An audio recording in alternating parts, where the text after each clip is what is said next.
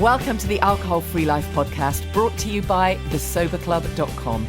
I'm Janey Grace. This is for you if you've quit the booze or you'd like to, or maybe you're just sober curious. I'll bring you tips and motivation without any judgment, and there'll be inspiration from experts, quit-lit authors, and sober heroes.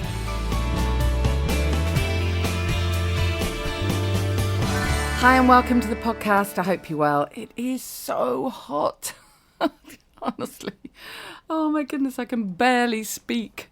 You know exactly what I'm talking about if you're here in the UK. And there was a very funny post on my Sober Club the other day.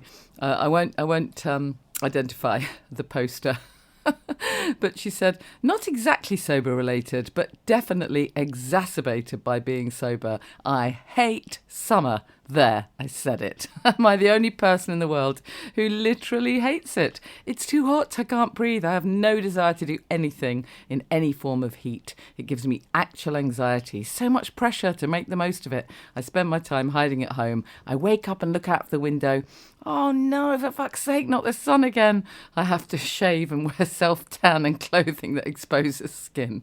When in truth, I'm a winter girl, an autumn girl, a wrap-up in cute jumpers girl, a walk miles in a t-shirt in October girl, a broccoli and Stilton soup girl, a big burner and candle and dark nights girl, where everyone does their own thing. The only time I enjoyed sitting in the sun was when alcohol was involved, and now there is no legitimate reason on the planet. Always planned to move to the northeast of Scotland, or maybe I should consider Iceland. Am I the only person? Oh, it was such a funny post because it so rang true to me, because certainly for years, if you'd have asked me, if you'd have posted, someone had posted that, 5 years ago. I mean, obviously, clearly, I wouldn't have been on a sobriety group. But if someone had posted that 5 years ago, I could have written every word of it. I used to absolutely hate the heat in any form because I was so hot. I don't mean it in that sense. I was just such a hot person, like a mad hot person. Years ago, I used to do film work, and sometimes there were like night shoots and people would sort of huddle next to me for warmth, because of the heat I gave off. I mean, I now realise just because I was goddamn well drinking all the time. And what I replied to that poster was, one of the amazing benefits of sobriety is that you can tolerate heat so much better than before. Well, I don't know if it's that you tolerate heat or whether everything just balances, so everything gets a little more regulated, and nothing feels as extreme. You can tolerate the cold, you can tolerate the heat. I find it's so completely different now than it used to be for me, even though I'm still the kind of person that I'm not good at wearing sleeves in any weather because I don't tend to feel the cold particularly, but I can now cope just about. Having said that, though, this is a bit much. It's a bit much for me, but I really hope you're enjoying it.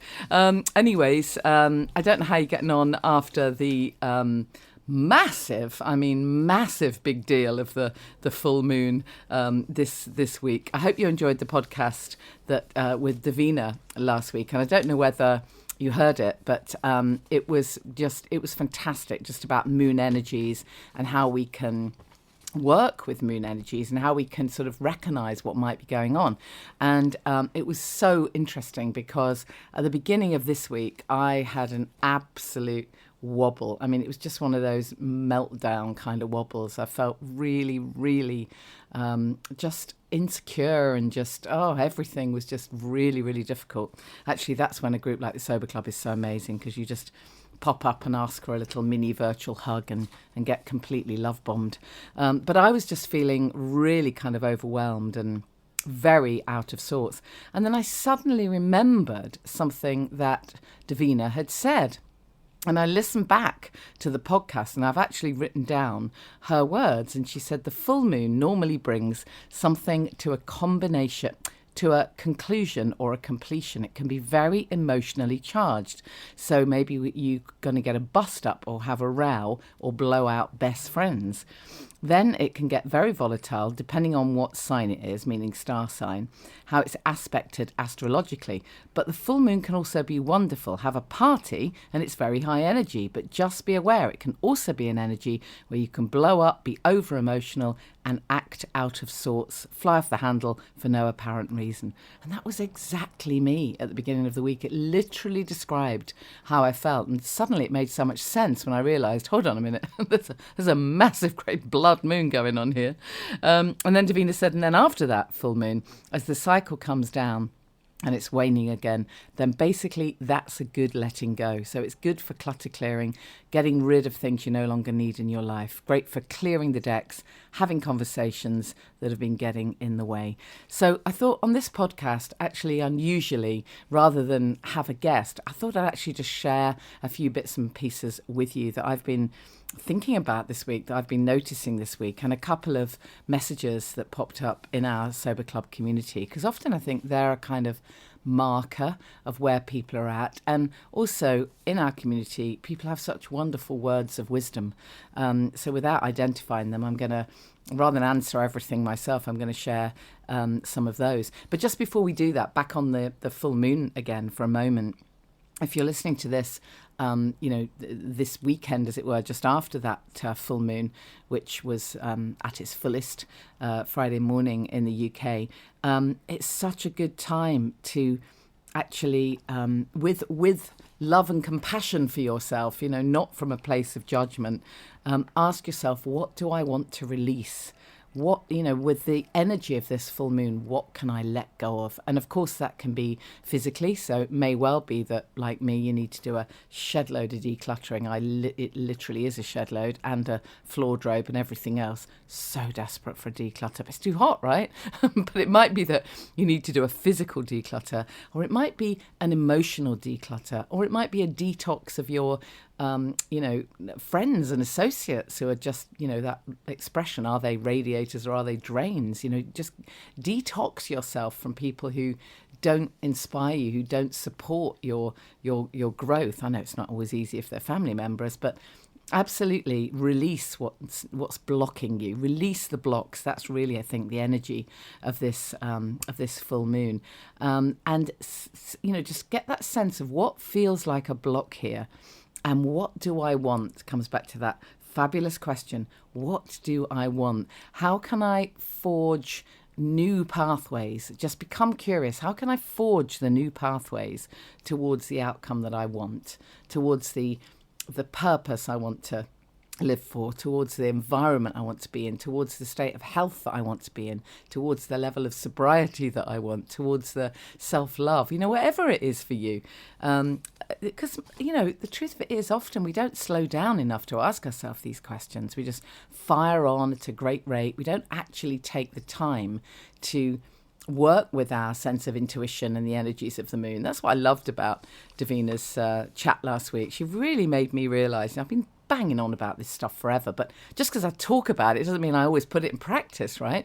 I'm as guilty as the next person of just racing through everything and rarely stopping to pause and actually take stock.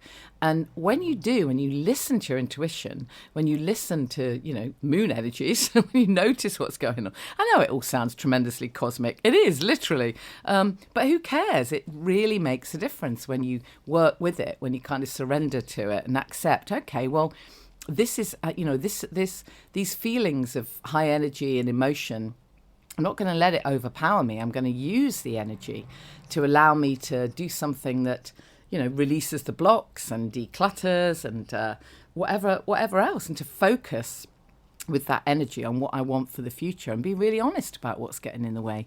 And if that is another person, then, you kind of might need to gently not call them back or whatever it is. Obviously, if it's alcohol, well, kind of obvious. This is a great time. Get it out of your life. You really, really do not need that in your life. On that note, I'm going to read you a few posts that I've seen in the Sober Club recently, and then I'm going to share a few more tips with you around sort of limiting beliefs and stuff that blocks us. Just before I do that, sorry, I'm going off on lots of tangents, but just before I do that, quick reminder that I think we've got one place on Sober by the Sea. So if you find yourself unexpectedly available on Sunday 21st, it's a very tiny group. We create a vision board, so it's very relevant to what I'm talking about now for what we want for the future. It's a really lovely kind of intimate little group where we just focus on what we want and what we have chosen, what our values are, and loads of people have never thought about it before. We're very friendly, it's very informal, and just drop me a message if it's of interest, or go to thesoberclub.com and click on events. And then just another reminder that the Sober Club coach training is the first part of the course of the training is the September 30th, 1st of October. That's the in-person part of the training. But then we continue with several weeks online, ongoing mentoring and support. It includes one-to-one coaching as well, so it's amazing for personal transformation, and a whole host of incredible guest expert teachers as well. So you won't find anything as comprehensive, though I say so myself, in this Sober Coach self-care kind of training field. So drop me a message if that sounds like you, and we can have a chat. So what's been going on in the Sober Club this week has been really interesting. I reckon lots of other people have been suffering from those same energies of being overwhelmed. Now I realise that. I realise why there have been perhaps more than usual messages from people kind of baring their soul and feeling, just kind of letting it all out there. The good thing about the Sober Club, in case you've not heard me speak about it, is that we've got people who are on day one or sober curious. They're trying to crack this thing. But we've got people who are year 6, year 7 of sobriety. And that's where the magic lies. We are so there to support each other. We've all been there, done it, got the T-shirt. So we know what this feels like. And we do remember back. And that's why so many different people at so many different stages can be hugely helpful to inspire people and to just kind of cheerlead them, and for other people to say, do you know what, sweetheart, I felt like that too. It's okay. You will get through it.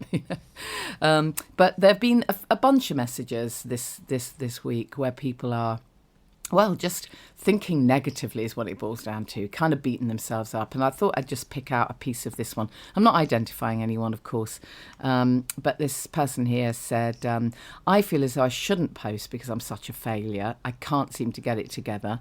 Most of you guys seem to be winning at life. I don't know if I should stay in the Sober Club. I'm ashamed that it's August, but I'm still battling day ones. My word for the year ahead was hope, but all I've done is seem to keep myself stuck in wine hell, which is not at all hopeful.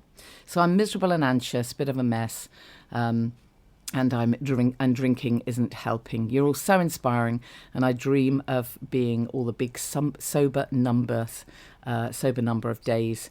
But the 5 and 6 p.m. trigger is so damn strong. How can I turn that bitch off in my head that thinks drinking is okay? It's like a broken record. And I thought that was such a powerful post. And we do see that from time to time with people kind of saying, oh, I don't know if I should stay part of this community because I can't crack this thing the same way you guys are. And you know what? This is what holds us all back. We get into this pattern of, oh, I'm not good enough. I can't do this. Everyone else can do it, but I can't. There's something wrong with me. And there really is nothing wrong with you. I'm going to read some of the replies in a moment. But just to say, if you haven't heard it already, please go back. If this is you, if you really identify with this broken record thing and you keep going back to these goddamn day ones, have a listen to the podcast that I did with Dr. Adi Jaffe some time ago. I think it was probably at the beginning of the year. Such a powerful conversation about how we need to quit with the beating ourselves up. It needs to stop. We don't do it about anything else, actually, other than for more than a sentence or two. We really don't. If we go on a diet and then we break the diet and we have a biscuit, we don't go, oh, right, that's it. I'll never diet again, or I'll go right back to the beginning of the diet and do the fasting phase again, or whatever the hell. We don't do this in any walk of life. We don't speak to colleagues when they, mess up in the workplace. We don't speak to children, hopefully, unkindly. when they have some little slip up, or they do something they said they weren't going to. We're human, for God's sake. And Adi Jaffrey's take on this is really powerful. I'd really urge you to have a listen. So that's number one. I'm not condoning that everyone should just constantly relapse. Of course I'm not. But we do have to quit with the beating ourselves up and the negative thinking. I'll come back to that in a moment. But I thought I'd read you some of the replies here, because these are wise words, these people in the Sober Club, all at different stages. But just listen to the level of support. And I hope that, because they put it so much better than I could, and most of them, but I really hope that something of this resonates with you if you're early stages in stopping drinking, or indeed trying to make any behaviour change. Because God knows, those of us that stopped drinking a while ago, often we're on to the next thing now. We do want to quit the sugar, or we do want to quit cigarettes, or we do want to get rid of toxic relationships in our life, or whatever it is, detox from being on our phone all the goddamn time, whatever it is for you. If you are that person who constantly seeks pleasure, who isn't? We're dopamine seekers, aren't we, as former drinkers? Bigger, better, faster, more, If you're that person, then that you can apply these same techniques and these same wonderful words of advice to whatever you're trying to do when you think you're failing, right? It's that thing of, it's not, don't see it as failure, see it as an opportunity, okay? So listen to some of these lovely answers. And again, I'm not going to identify anybody, but just some of the replies that came in to that post. So one person said, a big high five to you for admitting the struggle. Your picture totally resonates. I had so many stops and starts, but bit by bit, drip by drip, the penny dropped and my alcohol terrorist, that's a great expression, was not controlling my life anymore. I watched every documentary going. Shock Factor helped me. I surrounded myself with audiobooks, podcasts, and anything sobriety related. So just for today, don't pick up that booze. Fast forward to the next morning and keep posting. That's brilliant advice, isn't it? Stay immersed in this stuff. You do need to know the logic. It's super important that you know just how terrible alcohol is. Don't buy into any of that BS about it being good for you and one won't hurt. Yeah, it actually will. Listen to the podcast the week before last with Dr. Anya Toppy-Waller. It's official. Alcohol is bad for you in any quantity ever. Next reply is, if you're struggling, then please don't leave the Sober Club. Being in this group is the best thing you can do. It's not a competition or a race. We're all moving along and helping each other. Some post of their victories, some of their relapses, and more day ones. You're not alone. You're not without hope. I had the most terrible drinking habit that nearly drove away my family, but after many failed attempts, I got it. As a wise woman once said, that'll be me. Keep the ritual, change the ingredients. I am more excited about 6 p.m. now than in my drinking days. I'm getting into mocktails and I mix myself one every evening. I've got the shakers, the glasses, the fruit, the parasols, and all the alcohol-free versions of all the other ingredients. So find something that tickles your fancy. If you are more of a stick than a carrot sort of person, then study the serious and sometimes fatal health consequences of drinking even one glass of wine. And as this poster says here, as I just said, you could start with Janey's podcast with Dr. Anya Toppy-Waller from the 29th of July. It scared me witless, and I've been sober 3 years. But whatever you do, don't be alone in the struggle, because the big alcohol producers have a limitless marketing budget to try and ensnare us. We are all stronger together in the battle that they bring to us daily. So take care and keep posting. Isn't that great? It really, really does sum it up so brilliantly. Here's another reply. Somebody said, fantastic advice already, so I'm just going to say bloody well done you for posting. It took courage. You could easily have just said, oh, sod it, but you didn't. I'm guessing because the voice in your head that is the good witch knows how badly you want to be alcohol-free, but also knows you can do it and believes in you. We've all been where you are now. Otherwise, we wouldn't be in the Sober Club and on this group. We're all at different stages, which is so cool. I could have written this post exactly in my early days, and now I'm on 960 days. So believe me when I say trust the process. And by the way, that phrase enraged me in the early days, but it's what got me there, and you can too. And then I'll just read you one more, there were obviously masses of responses, but here's one more. You absolutely are not a failure. Alcohol is extremely persuasive, addictive, manipulative, seductive. It's a right bitch. I've had so many day ones. Take all the advice above, keep having a go and keep on talking to this group. I'm a number of months in now, and if it wasn't for this group, I may well still have allowed myself a glass of wine on my recent holiday, but I had a plan and I had support from Sober Club members. So you have a plan and keep on talking to us. Isn't that great? Such great support and great advice, really. And, please, if you are connected to a group, whether it's the Sober Club or any group, don't leave because you think you're, in inverted commas, failing. Don't retreat, in the other sense of that word, when things are getting tough. That's when you need the support, right? You really, really need the support when you think things are at their most tricky.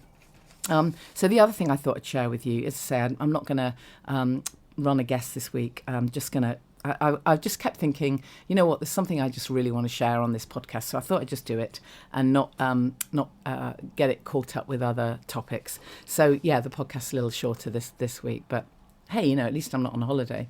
It's August, right? I do have holidays, but I still bring you the podcast. But anyways, I wanted to share this with you. It's something that I've been kind of ruminating about for absolutely ages. The ideas that we have around negative thinking and how we beat ourselves up in our mind, which is kind of what I've just been talking about, of course, and how we can get free from that negative thinking. But of course, we can't ever really get free from it, can we? It doesn't happen, does it? We can't actually completely turn off the inner critic and the voice in the head and the old associations that can sometimes pop up out of absolutely nowhere. And anything can trigger it. That was exactly what happened to me at the beginning of the week. Something triggered some old memories in me where, I wasn't proud of myself for something in the past. Which, I do believe I'm exonerated, as it were, now, but God, in the past, seriously not. And something triggered that, and it really hurt me. But instead of just kind of sitting with that emotion, I went off on one and got completely overwhelmed and had a massive wobble. I allowed the negative thinking to, just flood in, really, and start to overwhelm me before I caught myself. And then it was just after that I caught one of Russell Brand's chats, videos, if you like. I love Russell. I mean, I love Russell Brand. But this little video, it's amazing, isn't it, how things pop up out of nowhere. I wasn't looking for it. Things just pop up when you need them. And it was just one of Russell's videos where he talks about exactly this, how we beat ourselves up. As he said, there's enough going on that's terrible without beating yourself up in the privacy of your own head, right? So he's talking in this video about how we berate ourselves, about the impulse of self-loathing, because that's what it is, right? And he quotes Eckhart Tolle, who says, who at one point apparently said, "I cannot live with myself any longer." And Russell talks in this little video. He reminded me, again, we forget this stuff, particularly for ourselves. I'm great at remembering this stuff when I'm coaching clients, but when it comes back to me and my big old wobbles, more sense than one, I'm not very good at remembering that there are parts to us. We have different parts to us. We do. And that's okay. And as I've said so many times, you are not your thoughts. You are not the negative thoughts. But what you can become is the awareness. You can become the awareness of that part of you. We can actually step outside of ourselves and observe. And when we can do that, it changes everything. It just allows that a more kind of balanced approach. So rather than berating ourselves, because once I'd realised what I was doing, and then I went into another kind of rant with myself, like, oh my God, I'm allowing myself to get this overwhelmed and this upset again, right? So we start berating ourselves again. But instead what we can do, if we can capture this and put the pause in and remind ourselves, is just pause and observe ourselves. What I needed to do much earlier on in my little wobble at the beginning of the week was just step aside and say, oh, look at Janey, there she goes again. She's off on one again. She's overwhelmed again. She's thinking it's all about her again. All that negative old crap again. So instead of becoming obsessed by what it is, obsessed by the sadness and making it your actual identity, or the anger or the guilt or the shame or whatever the hell it is, making it your identity, we can observe. So if it's drinking that's the issue still for you, instead of constantly beating yourself up as that person was doing really in that post that I read out, say, oh, I think I failed. I don't know if I should even post here. You're all doing so well. I'm a complete failure. Instead of that, instead of becoming obsessed and immersed in that emotion, we can just acknowledge that there is a part of us that is going through this very strong emotion. Notice what it is. That person's human. That part is human. We can observe it. We know that it's painful. We have to accept these emotions are not always great. So this emotion that we're feeling, embarrassment, shame, guilt, fury at ourselves, the almost just kind of, it's that kind of what the hell, what's wrong with me kind of emotion. Know that we're alive if we can feel this stuff, but step aside, observe it. We don't have to yield to it. That was the phrase that Russell said. I thought that was brilliant. He said, we can observe, we can become the awareness, but we don't have to yield to it. Right? And when we can do that, when we can step aside and we can observe that negative thinking, we can observe the limiting beliefs about ourselves, we recognize that we are thinking very limiting beliefs about ourselves. I'll never do this. Oh, what's wrong with me? There's something wrong with me. I'll never be able to stop drinking. I'll never be able to quit sugar. I'll never be as good, in inverted commas. I'll never do this. The always and the never are always the difficult words you have to look at, right? But when you can start to just notice, that's when you can start to awaken, right? Because you can actually realize, okay, I see that now. I can observe that now. I see that part. But that part of you is not who you are in totality.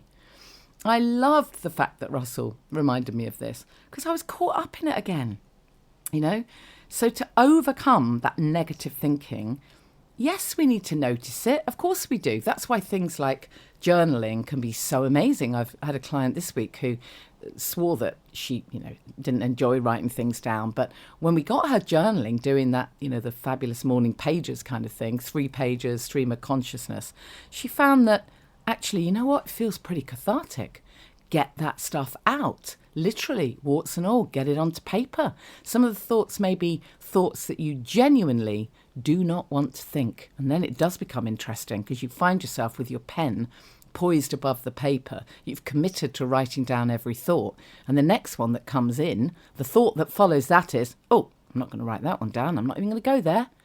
Oh, well, excuse me, that's the one that needs writing down. As Louise Hay said, you can't clean the house till you can see the dirt. So she started journaling and found it actually quite cathartic. When you can let it out, when you can acknowledge it, you can see it. And you can recognize, okay, I can have awareness of this, but it's not who I am. I don't have to identify with it. I can hear it. I can see it. I can recognize that part of me. I can look to whether there's any healing needs to be done. That I do work with something called matrix re-imprinting, which is very difficult to describe, but amazing work, and also family constellations. And sometimes there's healing to be done. But sometimes it's just a case of recognizing that you've just spent the last 20 minutes beating yourself up or having a conversation in the privacy of your own head that is so unhelpful, right? So to overcome this negative thinking, to overcome these limiting beliefs, acknowledge them, hear them, but don't identify with them. And, and do all of this with self-love and compassion. Do all of this without judgment. And of course, if you do want to know how to acknowledge, these really unhelpful thoughts and how to deal with them, then you'll have to, if you haven't already, watch my TED Talk. The very last sentence tells you exactly how you can deal with negative thoughts, and particularly the wine witch. So check it out. Sobriety Rocks. Who knew? If you just type onto YouTube, TEDx Talk, Janey Lee Grace, or Sobriety Rocks, who knew? You'll find that TEDx Talk. The answer to how you can deal with the wine witch, or how you can deal with negative thinking, is the very last sentence of my TED Talk. So if you haven't seen it already, that's your homework for this week. Thank you so much for listening. And I do have some great guests coming up. Don't worry, I haven't run out of guests. In fact, I'm interviewing Alex Howard soon. Really looking forward to that interview. He's a leading trauma expert.